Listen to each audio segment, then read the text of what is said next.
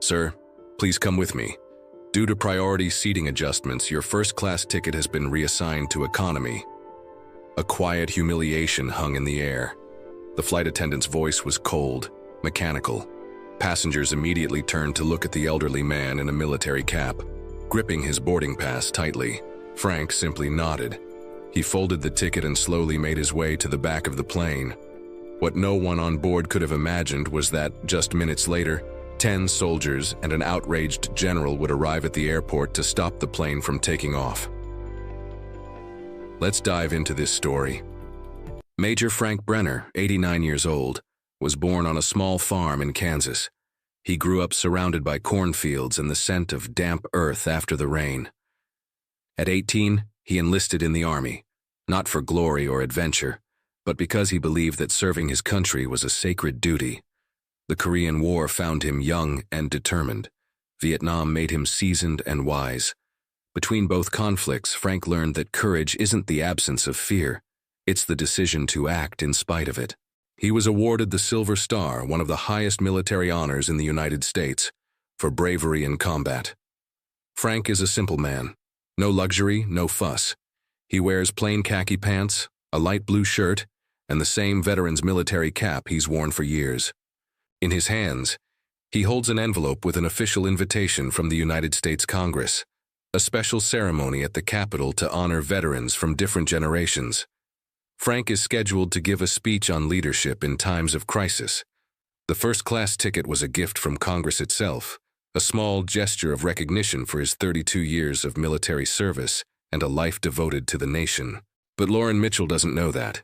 To the flight attendant, Frank is just another unremarkable passenger holding a boarding pass.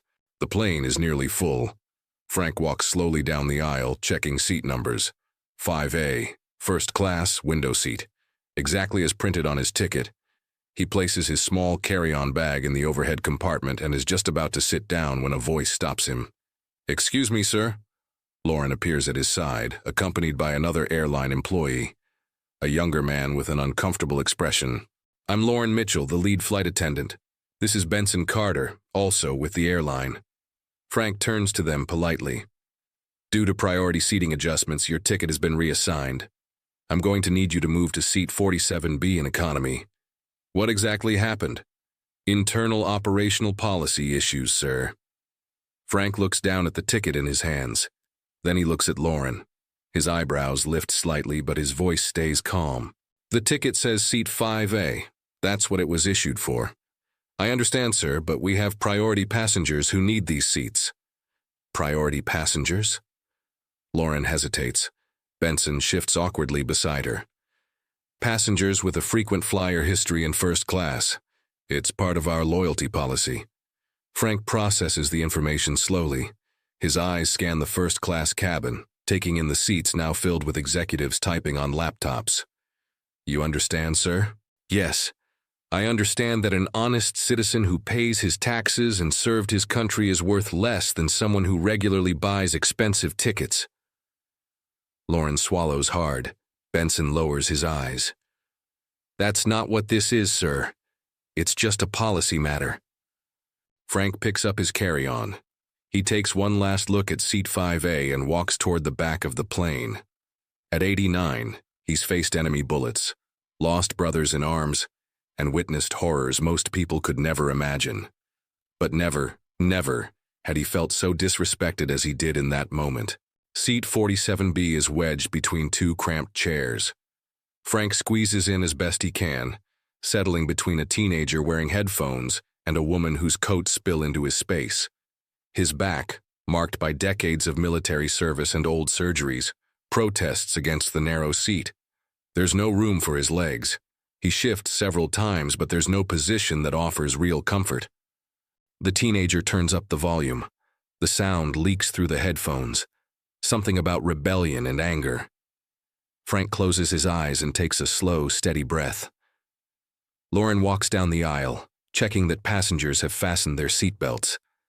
When she reaches row 47B, she avoids looking directly at Frank. "Everything okay here?" Frank looks up. "All good, ma'am." "Great." She moves on quickly. Frank reaches into his shirt pocket and pulls out a small medal. the Silver Star.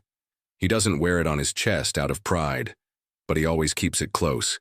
It's a reminder that once his country saw his worth. But today, Frank felt like a stranger in the very nation he had served. 3 rows ahead, still in economy class, Lieutenant David Brener finishes stowing his backpack in the overhead compartment. At 27, he carries the same determined look that once shone in his grandfather's eyes. David served 2 years in the National Guard. He learned from Frank what military service truly means. When he sees his grandfather walking down the aisle toward the back of the plane, David frowns. Frank was supposed to be in first class.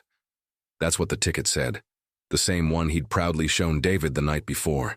Excited about finally having a more comfortable seat to ease his back pain, David stands and quietly follows him. He finds Frank settling into the tight seat, clearly uncomfortable. "Grandpa? What happened?" Frank looks up. He smiles warmly, but there's sadness behind it. "Change of plans, kid." "What kind of change of plans?" "They reassigned my seat, said it was necessary due to operational issues." David glances around. He notices the uncomfortable expressions on the faces of nearby passengers, people who clearly witnessed the seat switch. He spots Lauren a few rows ahead looking down at a clipboard, deliberately avoiding eye contact. This is unacceptable. "David." "No, Grandpa, this is unacceptable." The young lieutenant pulls out his phone. His hands tremble slightly, fueled by restrained indignation. "Who are you calling?" Frank asks. "Someone who can fix this." David scrolls through his contacts until he finds the name he's looking for, Colonel James Harrison, Deputy Assistant Secretary of the Air Force. The phone rings once, twice. Colonel Harrison's office. "This is Lieutenant David Brener, Colorado National Guard. I need to speak with the colonel. It's urgent." "The colonel is in a meeting, Lieutenant. May I take a message?" David looks over at his grandfather, who's now watching with growing curiosity. "Tell him it's about Major Frank Brener. Tell him he'll want to take this call." "One moment, Lieutenant." Less than 30 seconds later, a deep voice comes on the line. "This is Colonel Harrison.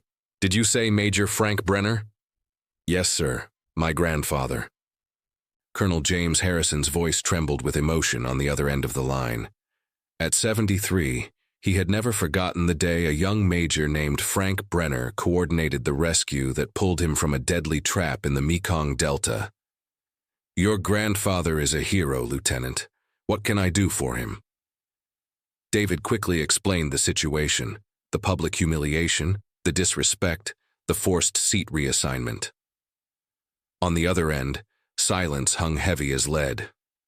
"What airport are you at?" "Denver, Atlantic Frontier Airlines Flight 447 to Washington." "Don't go anywhere." The call ended. Harrison didn't waste a second. He picked up his desk phone and dialed the direct number of Richard Pierce's private office, CEO and founder of Atlantic Frontier Airlines. Pierce was known for 2 things, his billion-dollar fortune and his unwavering patriotism. A Gulf War veteran, he had turned a small regional airline into one of the largest aviation companies in the country. Richard Pierce speaking. "Richard, this is James Harrison, Deputy Assistant Secretary of the Air Force." "Colonel Harrison, what a surprise. How can I help you?" "We have a situation on one of your flights. A decorated veteran is being disrespected by your staff, right now." "Disrespected? What do you mean?" Harrison explained everything. Each word hit Pierce like a punch to the gut. "My God, this is happening right now?" "Exactly. Flight 447 out of Denver." Pierce didn't hesitate. "James, we'll fix this immediately." As soon as he hung up, Harrison made a second call. "General Ford, I need a favor, an urgent one." General Graham Ford, commander of the Denver Air Force Base, picked up on the first ring. "What do you need, James?" "I've got one of ours, a veteran Silver Star recipient, being humiliated at the airport. I need your help to make it right." "How many men do you need?" "You decide. But I want everyone in that airport to understand that when you disrespect our veterans, the armed forces respond." "It'll be my honor. I'm going personally." 15 minutes later, At Denver International Airport, the sound was unmistakable. Military boots marching in perfect sync across the marble floor of the terminal. Passengers paused and turned to watch. General Graham Ford, 62, led the way himself, flanked by 10 uniformed Air Force soldiers. Their uniforms were crisp, their insignias gleaming, their posture flawless. They moved through the terminal like a wave of purpose. Airport staff stepped aside with reverence. Children pointed in awe. Adults whispered, trying to make sense of the scene. At gate B-17, Lauren Mitchell was checking the passenger list when she heard the sound of boots approaching. She looked up and went pale. "Who's in charge of the crew on this flight?" General Ford's voice echoed through the terminal. Lauren stepped forward. "I'm the lead flight attendant." "Where is Major Frank Brener?" "He's already on board." "What seat?" Lauren swallowed hard. She knew how bad the answer would sound. 47B, economy. General Ford closed his eyes briefly. When he opened them, the intensity in his stare made Lauren instinctively step back. Where was he supposed to be? 5A, first class. If the ticket was issued for first class, why is he not sitting there? Lauren tried to explain, something about loyalty policies and internal procedures, but the words came out jumbled and meaningless. The general cut her off with a simple gesture. "I didn't ask about your policies. I asked why a decorated veteran with a Silver Star isn't being treated with the respect he deserves." He turned to the soldiers. "Let's make this right." Inside the plane, passengers glanced out the windows, curious, as the military team approached the aircraft. Some began filming, sensing something remarkable was about to happen. Frank, still squeezed into seat 47B, couldn't see the movement outside. David, seated a few rows ahead, turned around to look at his grandfather and smiled discreetly. General Ford stepped in first, followed by 2 soldiers. His presence filled the narrow aisle. Conversation stopped instantly. Silence fell over the cabin. "Where is Major Frank Brener?" His voice carried through the plane. Passengers turned, scanning the cabin for the man he had addressed. Frank, still unsure of what was happening, slowly raised his hand. General Ford walked the aisle and stopped directly in front of seat 47B. When he saw Frank wedged between 2 passengers, his expression hardened. "Major Brener?"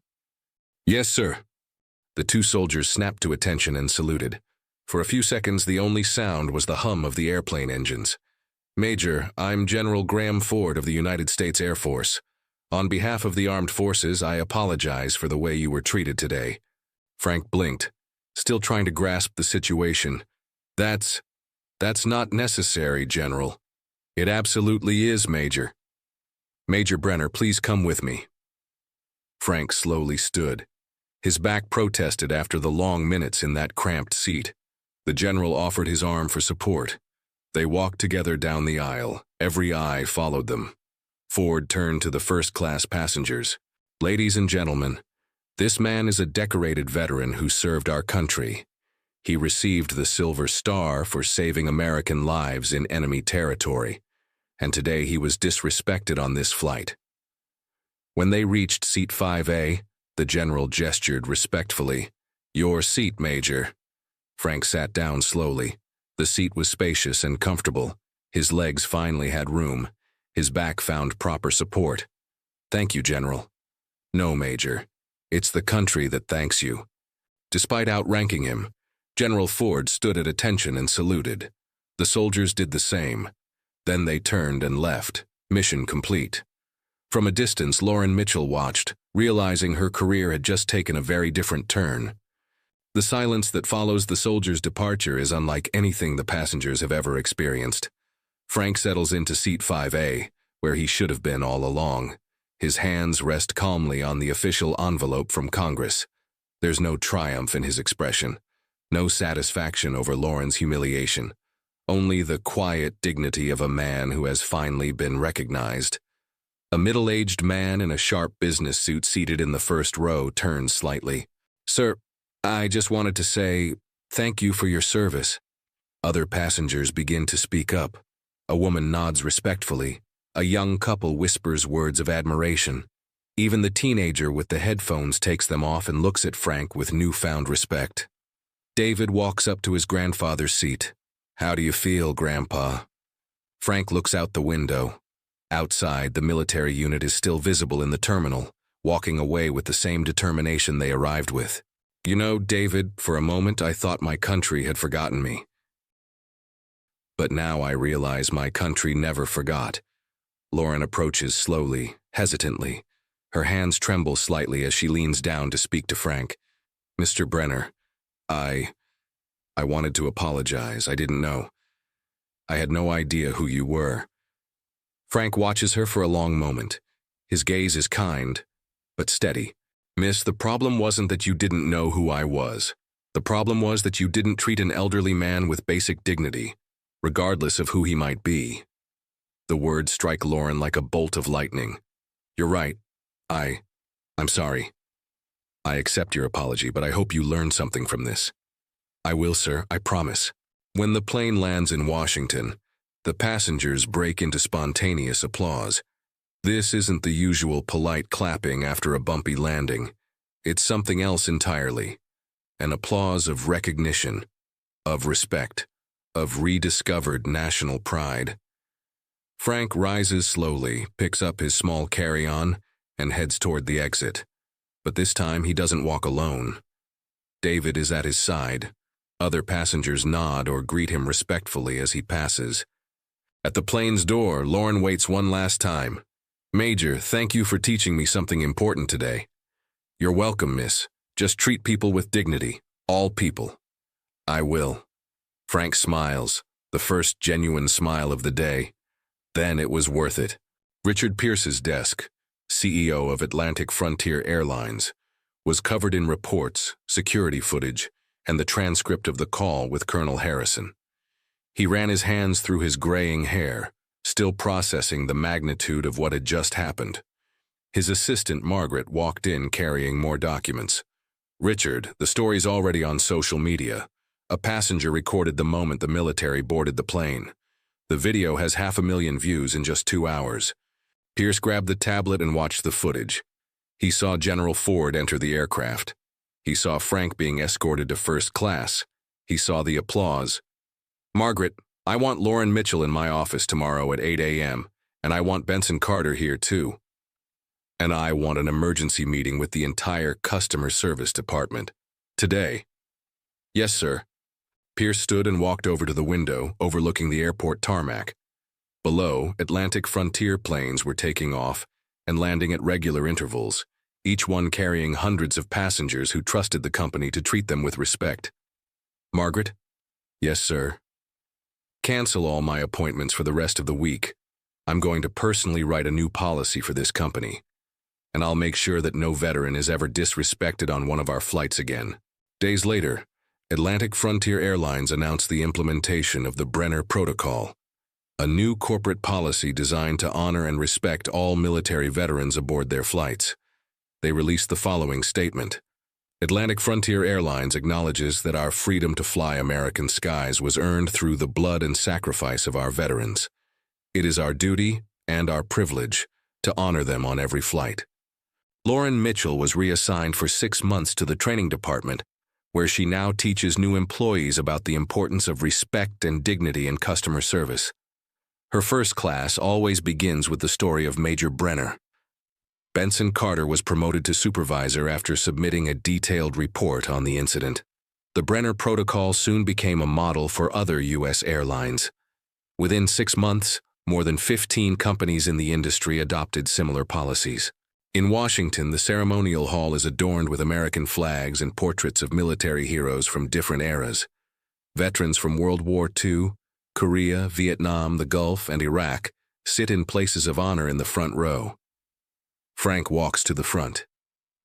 He has something important to say. "Members of Congress, fellow veterans, my fellow Americans."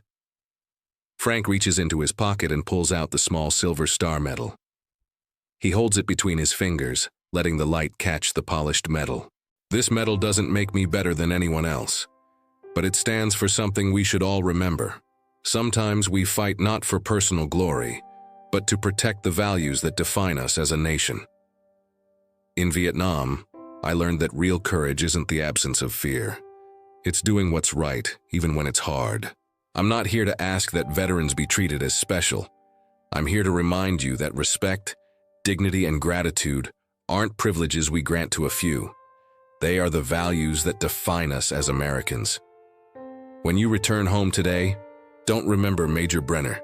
Remember every man and woman who had the daily choice between indifference and compassion. To live for others, that's what's worth protecting. That's what's worth serving for. The applause starts slowly, but within seconds, the entire hall is on its feet, applauding not just Frank, but the values he stood for. And on that day, perhaps the most important change wasn't a seat on a plane, but a shift in millions of small, everyday moments. Employees showing more patience to the elderly, people offering seats on public transportation, grandchildren respecting their grandparents, individuals choosing compassion over indifference. Because we don't treat people well because they're important.